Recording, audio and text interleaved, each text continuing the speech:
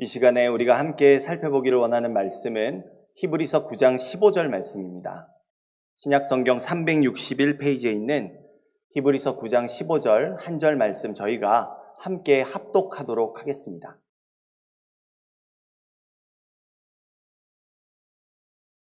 찾으셨으면 함께 읽겠습니다. 이로 말미암아 그는 새 언약의 중보자시니 이는 첫 언약 때에 범한 죄에서 속량하려고 주구사 부르심을 입은 자로 하여금 영원한 기업의 약속을 얻게 하려 하심이라. 아멘. 할렐루야. 오늘도 생명 주신 하나님 앞에서 예배하기를 사모하는 마음으로 나오신 모든 성도 여러분들 가운데 하늘의 풍성한 은혜와 깨닫게 하시는 은총이 함께 하시기를 소원합니다. 오늘 이 본문의 한 절 말씀을 통해 죽기까지 피 흘리신 새 언약의 중보자라는 제목으로 함께 은혜를 받고 남은 한 주 주님의 말씀으로 승리하는 삶을 살아가기를 간절히 소원합니다. 예수님께서 십자가에서 흘리신 피로 거듭난 성도는 받은 은혜에 합당한 삶을 살아야 합니다. 그것은 하늘 성소를 섬기시는 위대한 대제사장이신 예수님처럼 지금도 살아계신 하나님의 영광스러운 이름을 예배하며 찬양하는 이 시대의 거룩한 제사장으로 섬기는 것입니다. 이러한 거룩한 신분의 변화가 우리에게 일어났습니다. 이전에 죽은 자였던 우리가 예수님을 믿는 믿음으로 거룩한 제사장, 하늘 성소를 섬기시는 위대한 큰 대제사장을 따르는 이 시대의 거룩한 제사장으로 거듭나게 되었습니다.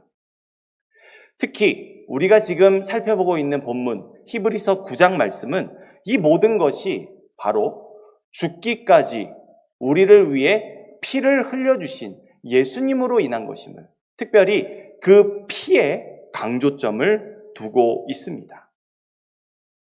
즉 죄인이 구원을 받아 하나님과 화목하기 위해서는 오직 예수님의 피로만 가능한데 본문은 그 이유를 예수님께서 우리의 새 언약의 중보자이시기 때문이라고 설명합니다.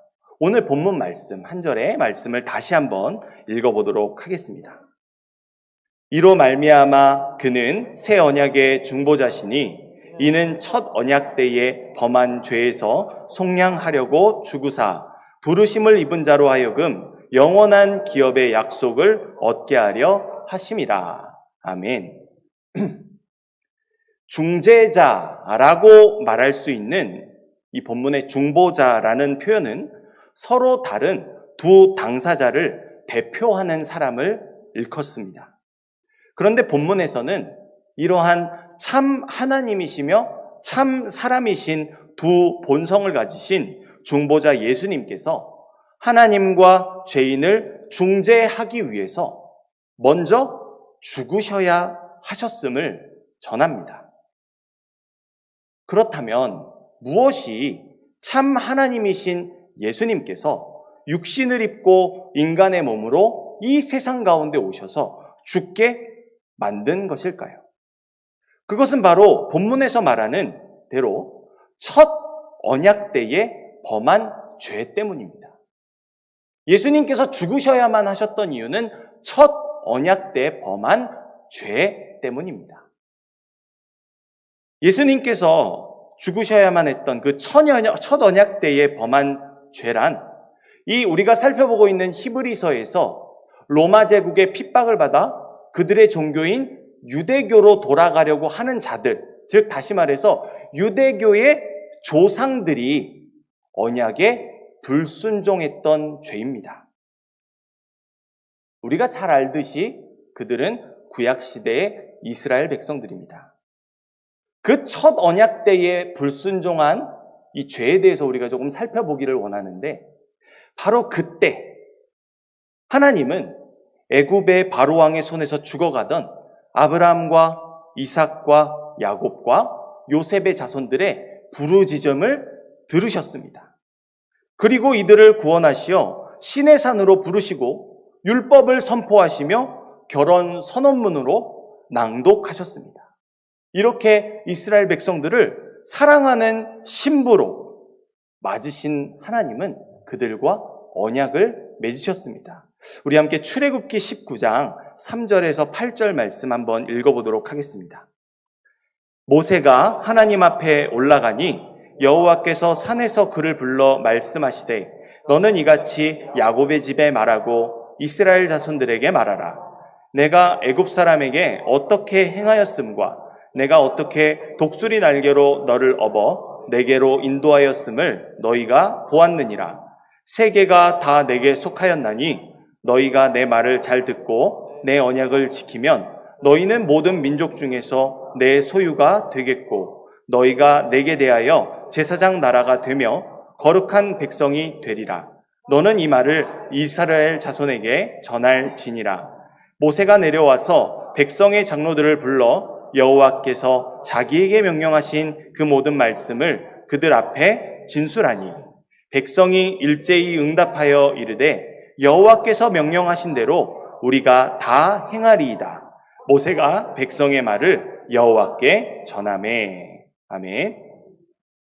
하나님과 이스라엘 자손들 사이에 첫 언약이 선포되었습니다. 이 언약 아래에서 이스라엘 백성들은 모든 민족 중에서 하나님의 소유가 된 제사장 나라와 거룩한 백성이 됩니다. 그런데 이 언약의 백성이 되기 위해서는 조건이 따릅니다. 그것은 방금 읽은 말씀의 5절에서 말하는 것처럼 하나님의 말씀에 순종하고 언약에 이행하는 것입니다. 이에 이스라엘 백성들은 방금 읽은 말씀의 8절에서 여호와께서 명령하신 대로 우리가 다 행하리이다 라고 맹세하고 모세는 이를 여호와께 전합니다. 이로써 무질서한 죄 많은 세상 가운데 언약으로 이루시는 하나님 나라의 질서가 세워지게 됩니다. 이제 거룩하신 하나님의 소유가 된 이스라엘 백성들은 하나님의 말씀과 언약을 따라야 할 책임이 있습니다. 만일 이를 어기게 되면은 공의로우신 하나님의 징계가 그들에게 임하게 됩니다. 그렇다면 이스라엘 백성들은 죄악에서 떠난 거듭난 하나님의 소유된 백성의 이 의미에 대해서 바르게 이해했던 것일까요? 아니나 다를까 모세는 이제 가나안 땅을 목전에 두고 이제 요단강만 건너면 되는 그 시점에서 이 백성들에게 한 가지 명령을 내립니다. 그것이 무엇이냐? 하나님을 섬기는 그들에게 축복과 저주가 임하게 될 것임을 에발산과 그리심산에서 선언할 것에 대한 명령이었습니다. 그 말씀이 기록되어 있는 신명기 27장 말씀을 따르면 이스라엘 백성들은 모세의 명령을 따라 에발산 위에서 하나님께 불순종하는 온갖 죄악에 대해서 낭독하고 이를 행하지 않을 것을 아멘으로 화답하게 됩니다. 또한 그리심산 위에서는 하나님을 순종함에 따르는 전쟁의 승리, 풍부한 추수, 자손의 번창 등과 같은 복이 쏟아져 내리며 백성들은 모두 기뻐합니다. 그러나 하나님께서 내리실 진정한 축복은 그들이 기뻐하던 단지 그러한 세상의 부요함만은 아니었습니다. 하나님께서 이들에게 정말 주시고자 했던 그 축복이 과연 무엇일까요? 우리 신명기 28장 9절 말씀을 함께 읽겠습니다. 여호와께서 내게 맹세하신 대로 너를 세워 자기의 성민이 되게 하시리니 이는 내가 내 하나님 여호와의 명령을 지켜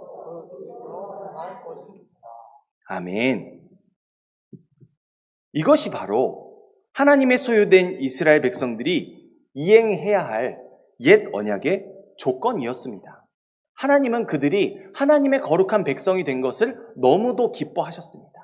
이제 그들에게 너희가 이 말씀을 지켜 행할 것을 너무 기쁜 마음으로 기대하셨습니다.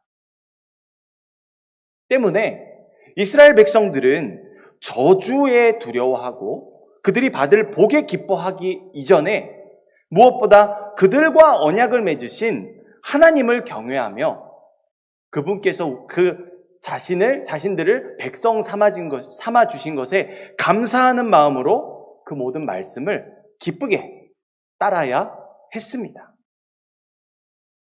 그러나 이스라엘 백성들은 자신들의 입으로 고백한 축복에 미치지 못했으며 저주를 향해 달려갔습니다. 이것이 우리가 너무나도 잘 알고 있는 성경에 기록되어 있는 이스라엘 백성들의 역사입니다. 그렇다면 정의롭고 공의로우신 하나님의 다음 행보는 무엇이 되어야 하는 것입니까? 당연히 언약으로 체결된 저주가 발동되어서 징계와 진노의 심판이 그들에게 내려와야 하는 것입니다. 그런데 오늘 본문의 말씀은 왜 언약에 신실하신 하나님과 언약에 신실하지 못하고 불순종으로 대한 이 이스라엘 백성들 사이에 심판 집행자가 아니라 화목을 이룰 새 언약의 중보자가 필요했다고 말하는 것일까요? 물론 언약에 불순종한 이스라엘 백성들은 하나님의 저주를 받아 마땅합니다. 그러나 하나님은 이들의 불순종을 알고 계셨음에도 하나님의 소유된 백성으로 삼으셨습니다. 그렇다면 하나님은 왜 언약을 이행하지도 못할 이스라엘 백성들을 택하신 것일까요? 그것은 아무런 자격 없어도 이들을 택하시기로 작정하신 앞선 언약이 존재하기 때문입니다. 그것이 바로 흔히 우리가 무조건적인 언약이라고 부르는 모든 이스라엘의 조상이자 모든 믿는 자들의 믿음의 조상인 아브라함과 맺으신 언약입니다. 우리 창세기 17장 7절 말씀 함께 읽겠습니다. 내가 내 언약을 나와 너 및 내 대대 후손 사이에 세워서 영원한 언약을 삼고 너와 내 후손의 하나님이 되리라. 아멘. 사실 하나님께서 맺으신 이 언약이, 아브라함과 맺으신 언약이 무조건적이라고 말하는 것은 정확하지는 않습니다. 왜냐하면은 방금 읽은 이 언약을 통해 하나님은 아브라함에게 속한 모든 남자들에게 할례를 행할 것을 그런 의무를 부여해 주셨기 때문입니다.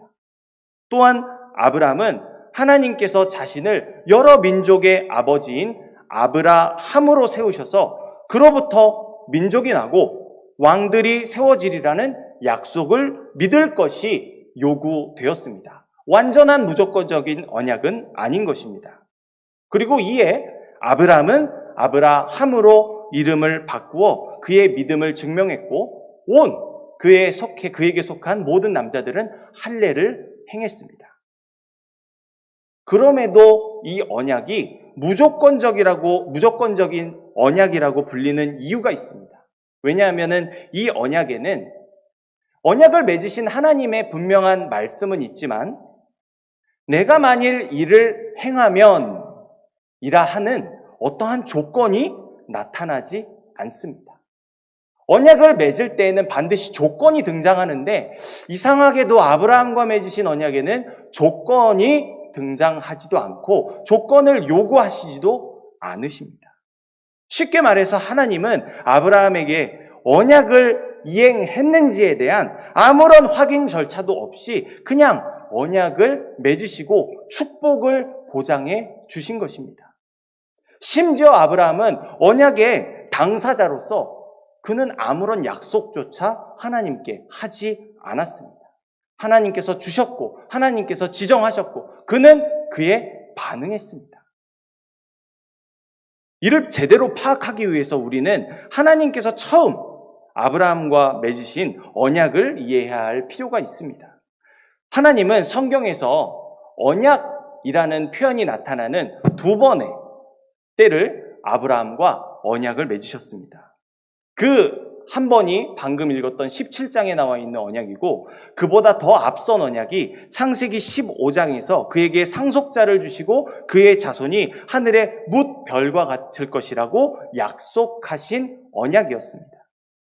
이때에도 17장의 경우와 같이 내가 만일 이를 행하면 이라는 조건은 없습니다. 다만 하나님께서는 아브라함의 마음의 중심을 살피셨습니다. 우리 창세기 15장 6절 말씀을 함께 읽겠습니다. 아브라함이 여호와를 믿으니 여호와께서 이를 그의 의로 여기시고. 아멘. 모세를 통해 이스라엘 백성을 그의 소유 삼으신 하나님은 언약의 이행 조건들을 요구하셨습니다. 그리고 이스라엘 백성들은 언약의 순종함으로 하나님의 소유됨을 증명해야 했습니다. 이렇게 언약의 순종함이 하나님의 소유됨을 증명하는 것이라면 방금 읽은 이 말씀의 아브라함의 경우는 좀 다릅니다. 성경은 아브라함이 그에게 말씀하시고 언약을 맺으신 하나님을 믿었다고 말합니다. 그리고 하나님은 그런 아브라함의 믿음을 의로 여기시고 그를 하나님의 소유된 자로 여겨 주셨습니다. 언약을 맺는 행위는 이미 아브라함 시대에 널리 통용된 약속의 한 방편이었습니다. 그런데 하나님은 세상의 방식과 구별된 언약을 맺으시는 분이었습니다. 그래서 아브라함은 질문합니다. 아니 하나님, 도대체 내가 정말 하나님께 언약을 받았다는 그 증거가 과연 무엇입니까? 저는 하나님께 언약을 받은 증거를 무엇으로 삼아야 되는 것입니까? 그렇게 말하자 하나님은 언약의 징표로 삼을 제물들을 가져오라고 하십니다. 이 말을 들은 아브라함은 그럼 그렇지 라고 생각했을 것입니다. 왜냐하면 하나님은 당시 고대 사회에서 언약을 맺을 때 요구되는 제물을 가져오게 하셨기 때문입니다. 아브라함은 생각했을 것입니다. 이제 세상의 흔한 방법대로 하나님께서 제물을 준비하면은 그 제물을 통해서 언약을 맺으시겠구나. 그 통상적인 방법이 무엇이냐면 제물을 반으로 쪼개서 갈라놓는 것입니다. 반으로 쪼개진 그 제물은 양쪽 사이에 놓여지고 언약을 맺는 두 당사자들은 그 사이를 지나가는 것이 바로 언약을 맺는 그때 그 당시의 방법이었습니다. 왜 살아있는 동물을 쪼개서 반으로 나누고 그 사이를 언약의 당사자들이 지나가는 것일까요? 약속을 어길 시에 지금 여기 둘로 쪼개져 있는 이 제물처럼 그의 운명이 그렇게 되리라는 엄포하는 메시지가 이 언약 안에 있기 때문입니다. 그래서 언약은 대체적으로 높은 자들이 낮은 자들과 맺을 때 높은 자의 관점에서, 높은 자의 기준으로 낮은 자에게 수많은 의무들을 부여하는 식으로 맺어지게 됩니다. 그런 제물을 준비하라 말씀하셨으니 분명 아브라함은 하나님도 자기가 알고 있는 그 세상의 방식으로 언약을 맺으시는 분이라 생각했을 것입니다. 그래서 제물을 가져와서 쪼개놓고 하나님을 기다립니다. 그런데 아무리 기다려도 언약을 맺으실 하나님은 보이지 않고 쪼개놓은 제물 위에 솔개가 내려오면 쫓던 중에, 그렇게 오랜 기다림 중에 아브라함은 피곤해서 잠이 들게 됩니다. 그때 하나님께서 아브라함에게 임하셔서 대뜸 그의 자손이 이방에서 객이되어 400년 동안 괴롭힘을 당하게 될 것이라 말씀하십니다. 그러나 하나님께서 아브라함의 자손들을 구원하시고 그들로 큰 재물을 이끌고 나오게 하실 것이라 말씀하시며, 이는 아모리족 속의 죄악이 아직 가득하기 때문이라고 말씀하십니다. 그리고 하나님은 쪼갠 재물 사이에서 언약을 맺으시고 애굽으로부터 가나안 땅에 이르는 모든 땅을 아브라함의 자손에게 주시리라 약속하십니다. 그런데 분명 쪼갠 고기 사이에서 하나님께서 언약을 맺으셨는데 이 언약의 의식이 조금 다릅니다. 세상의 방식과 조금 다르다는 것을 우리가 알 수 있는데 우리 창세기 15장 17절 말씀 함께 읽도록 하겠습니다. 해가 져서 어두울 때에 연기 나는 화로가 보이며 하는 횃불이 쪼갠 고기 사이로 지나더라. 아멘. 방금 말씀드렸던 것처럼 당시 고대 사회에서 언약을 맺을 때는 쪼갠 재물 사이로 언약의 두 당사자가 함께 지나가야 합니다. 그것이 그때 당시의 일반적인 언약의 방식입니다. 그런데 아브라함의 눈에는 자신이 준비한 쪼갠 재물 사이로 횃불이 지나가는 광경을 목격하게 됩니다. 이 횃불이라는 표현은 구약 성경에서 단 12번만 등장하는 단어로 소멸하는 불과 같은 하나님의 임재를 묘사하는 표현 중에 하나입니다.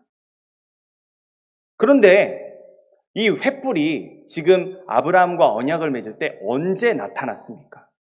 하나님께서 아브라함에게 그의 자손이 400년 동안 이방에 계기되어 고난을 받다가 사대 만에 돌아오실 것을 말씀하신 직후에 이 횃불이 등장했습니다. 그 횃불이 나타난 이후에 그 모든 말씀을 마친 이후에 횃불이 나타났고 아브라함은 하나님과 언약을 맺었습니다. 그렇다면 이 횃불의 의미가 여러분 무엇이라고 생각하십니까?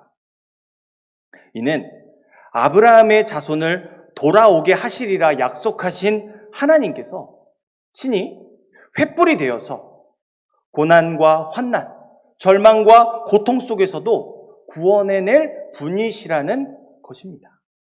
다시 말해서 아브라함 자손들이 구원을 받는 이유는 아브라함을 믿음의 의로 여기신 하나님께서 아브라함의 그 의로움을 그의 자손들의 의로움으로 여겨주셨기 때문입니다.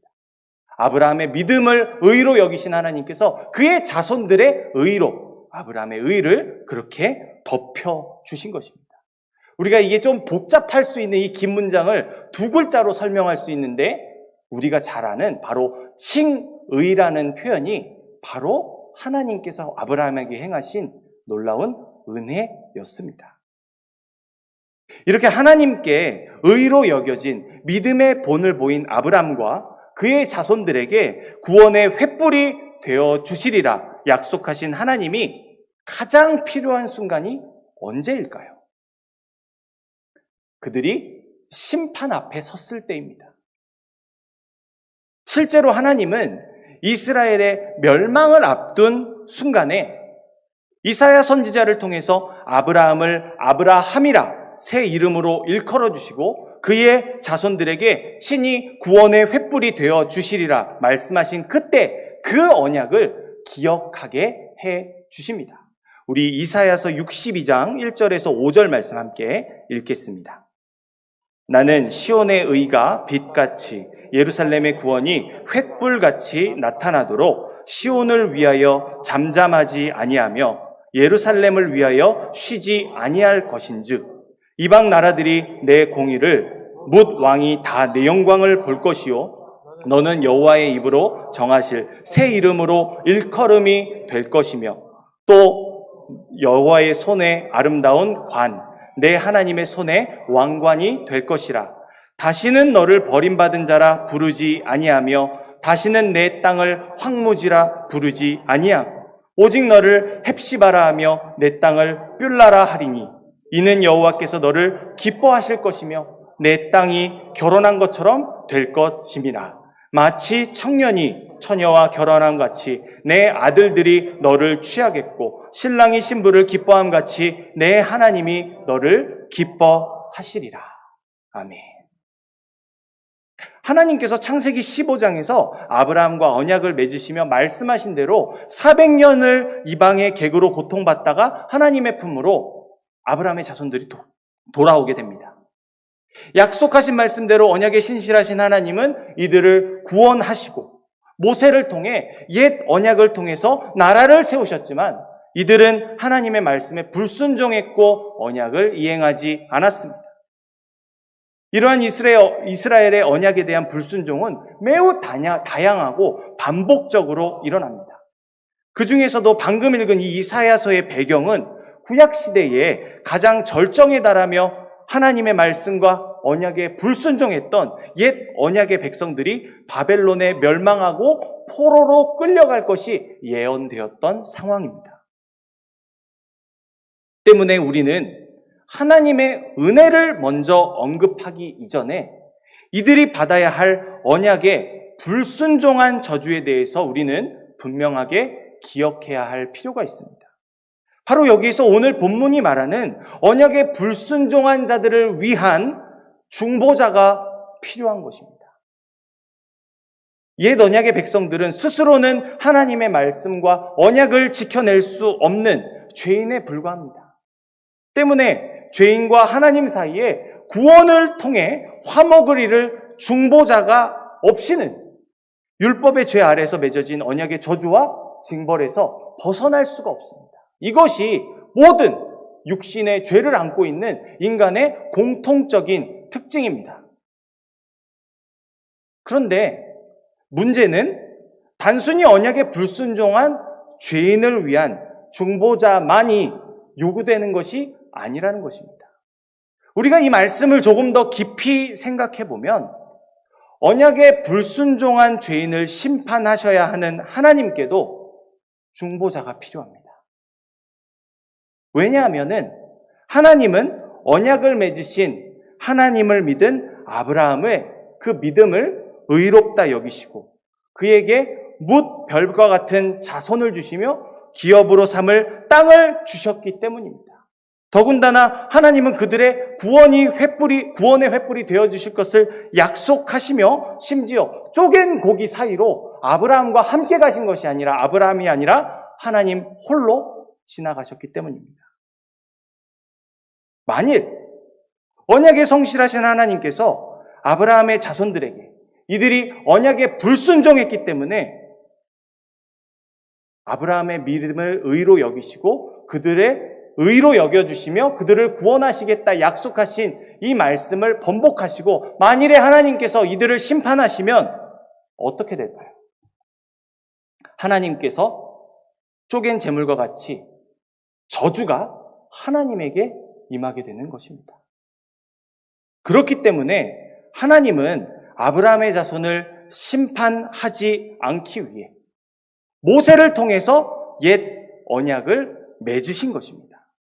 우리가 잘 알듯이 모세는 하나님의 말씀을 대언하고 백성을 위해 기도하는 중보자의 역할을 감당해 왔습니다. 그 중에서도 다른 사람들과 구별되는 모세의 차이점이 무엇입니까? 하나님과 대면하는 사람이었다는 것입니다. 이렇게 하나님은 친히 구별하신 모세를 하나님과 이스라엘 백성 사이에 중재하는 역할로 세워 심판이 아닌 화목을 이루는 중보자가 되게 하셨습니다. 그렇다면 하나님은 순종하지 않을 것이 뻔한데도 모세를 중보자로 세워 가시기까지 이스라엘 백성들에게 율법에 순종할 것을 요구하시는 그 이유는 무엇일까요? 우리는 이미 모세를 통해 세우신 옛 언약이 존재하기도 이전에 하나님께서 아브라함의 믿음을 의로 여기신 점을 살펴보았습니다. 그 믿음 때문에 하나님은 아브라함에게 아브라함이라 새 이름을 주시고 그의 자손들에게까지도 값없는 은혜를 끼치게 하셨습니다. 그렇다면 언약을 지킬 아무런 능력이 없는 자들이 언약을 이룰 수 있는 유일한 방법은 무엇일까요?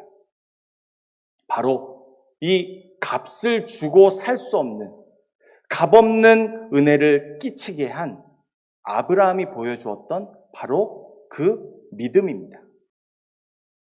하나님께서 의로 여기신 아브라함의 믿음은 창세기 15장에서 횃불로 구원하시는 하나님을 바라본 믿음이었습니다.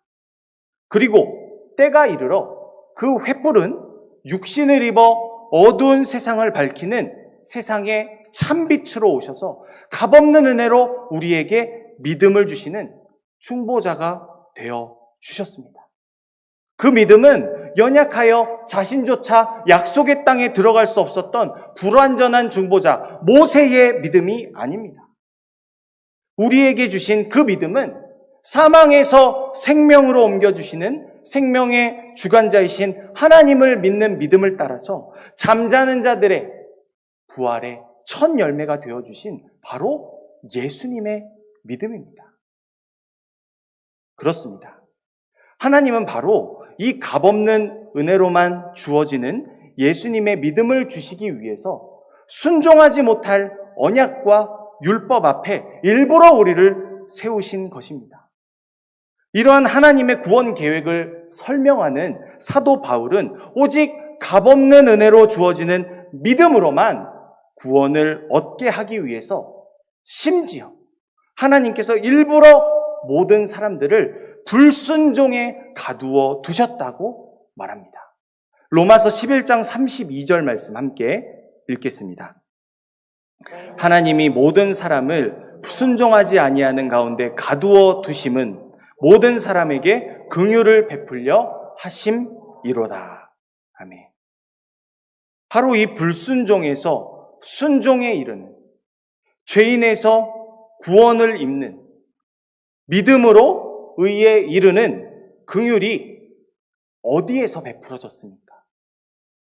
온 인류의 언약과 율법에 불순종하는 죄인의 그 모든 죄악의 짐을 짊어지시고 하나님과 화목을 이루신 우리의 중보자 되신 예수님께서 그 보혈의 피를 흘리신 십자가였습니다. 그곳에서 피 흘리신 예수님은 하나님의 말씀에 불순종하는 우리와는 다르게 하나님의 말씀대로 3일 만에 부활하셨습니다. 이제 그를 믿는 자들은 불순종으로 죽음에 이르는 저주가 아닌 예수님처럼 부활의 나중 열매가 되리라는 구원의 소망을 얻게 되었습니다. 이처럼 하나님께서 아브라함과 맺으신 언약에는 반드시 죽기까지 피를 흘려야 할 중보자가 필요했습니다. 그리고 참된 중보자이신 예수님께서 죽기까지 흘리신 그 피로 맺어진 새 언약에는 이전과 비교할 수 없는 큰 은혜가 마련되어 있습니다. 그 은혜를 함께 나누며 오늘 말씀을 마치고자 합니다. 갈라디아서 3장 29절 말씀입니다. 너희가 그리스도의 것이면 곧 아브라함의 자손이요 약속대로 유업을 이을 자니라. 아멘. 사랑하는 성도 여러분, 우리는 율법으로 맺어진 옛 언약 아래 있지 않습니다. 우리는 죽기까지 피 흘리심으로 모든 율법을 완성하신 새 언약의 중보자 되신 예수님을 믿는 그 믿음 아래 있습니다. 믿음으로 새롭게 거듭난 자는 더욱 이 믿음을 굳게 붙잡고 살아가야 합니다. 성경은 그런 예수님을 믿는 믿음으로 거듭난 성도들을 향해서 옛적에 하나님께서 아브라함과 맺으신 언약의 당사자들이라고 말합니다. 예수님을 믿으십니까? 여러분이 바로 그 언약의 당사자들이십니다. 내가 내 언약을 나와 내 대대 후손 사이에 세워 영원한 언약을 삼고 너와 내 후손의 하나님이 되리라. 바로 이 창세기 17장 7절에 아브라함과 맺으신 언약이 예수님을 믿는 믿음 안에서 오늘 우리를 향한 하나님의 뜻인 겁니다. 그러므로 우리는 피 흘리기까지 우리를 죽음에서 건지신 새 언약의 중보자 되신 예수님을 따라 새 언약의 성도답게 살아가야 합니다. 그것은 나 같은 죄인을 아브라함의 자손 삼아 하나님과 화평케 하신 새 언약의 중보자 되신 예수 그리스도, 복음의 기쁜 소식, 바로 그 십자가의 도를 땅 끝까지 전하는 것입니다. 이렇게 예수님을 믿는 새 언약의 성도된 우리에게는 썩어질 사망의 피가 아닌 부활하신 예수님의 보혈의 피가 흐르는 줄 믿습니다. 그 피가 우리를 사망에서 능히 건져낸 것처럼 그 피의 능력이 우리로 하여금 십자가에서 이루신 구원의 능력을 온전히 전하게 하실 줄 믿습니다.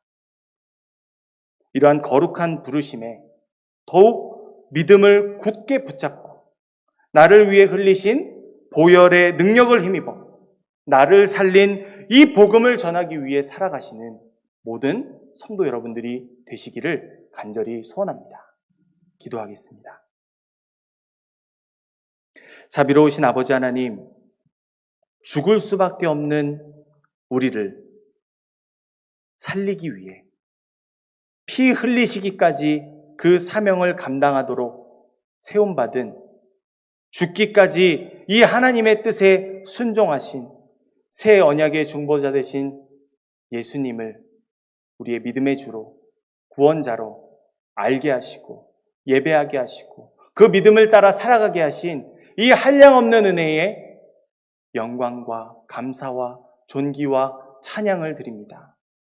아버지 하나님, 그 믿음을 가지고 살아가는 우리들 조금이라도 예수님의 본을 따라 옛 언약이 아닌 새 언약에 거하는 자로서 우리의 기쁜 소식 대신 우리를 하나님과 화목케 하신 그 기쁜 구원의 복음을 전하는 삶을 살게 하여 주옵소서.